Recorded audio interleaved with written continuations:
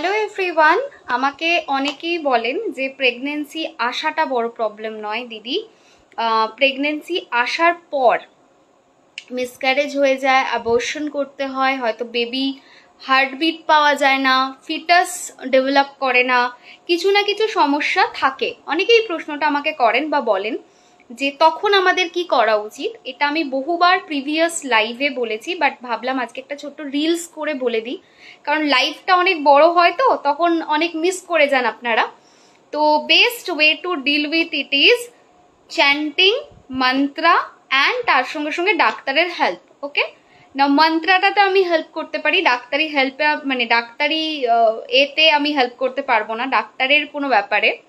তো মন্ত্র যেটা হেল্প করে সেটা হচ্ছে গোবিন্দা অচ্যুতা কৃষ্ণা। অনেকে বলেন এটাকে গোবিন্দম অচ্যুতম কৃষ্ণা, যে কোনো একটা চ্যান্ট করতে পারেন, গোবিন্দা অচ্যুতা কৃষ্ণা বা গোবিন্দম অচ্যুতম কৃষ্ণা।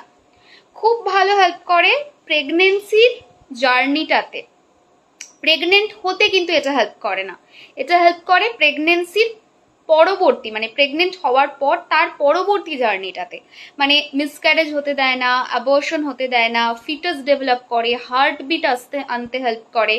তো যারা সদ্য প্রেগনেন্ট হচ্ছেন, থ্রু আউট তার জার্নিতে এই মন্ত্রটা চ্যান্ট করুন।